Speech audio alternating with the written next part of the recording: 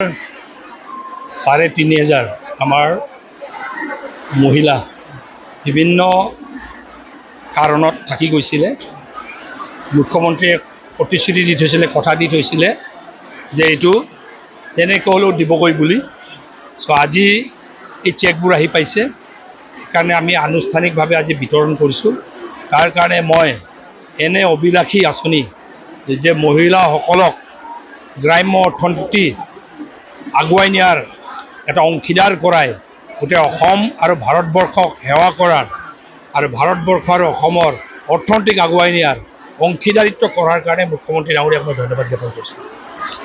৩,৫০০ ২৪খন গাঁও পঞ্চায়তৰে গোটেই মোৰ সমষ্টিৰ ২৪খন গাঁও পঞ্চায়তৰ মহিলাক যিখিনি থাকি গৈছিলে যোৱাবাৰ আমি বিতৰণ কৰোঁতে সেইখিনি আমি এতিয়া বিতৰণ কৰিছোঁ। মই এইটোৱেই ক'ম, মুখ্যমন্ত্ৰী ডাঙৰীয়াই খুব ডাঙৰ আশাৰে আৰু বিশ্বাসেৰে আপোনালোকক চেকটো দিছে। এটা এটা মহিলাক ১০,০০০ দিয়া মানে এটা গোটক ১০জনীয়া গোটক ১ লাখ টকা দিয়া হৈছে। ইয়াৰ সৎ ব্যৱহাৰ কৰিলে অহাবাৰ ২৫,০০০কৈ পাব, তাৰমানে ২.৫ লাখকৈ পাব। এইকাৰণে মই ভাবোঁ এইটোৰ সৎ ব্যৱহাৰ কৰক। সৎ ব্যৱহাৰ কৰিলে গ্ৰাম্য অৰ্থনীতি আগুৱাই যাব, মহিলা সবলীকৰণ হ'ব আৰু মহিলাসকল যেতিয়া সবল হৈ ভালকৈ এই পুঁজি ভালকৈ ব্যৱহাৰ কৰিব, অহাবাৰ ২৫,০০০কৈ পালে তাৰমানে ২.৫ লাখকৈ পাব।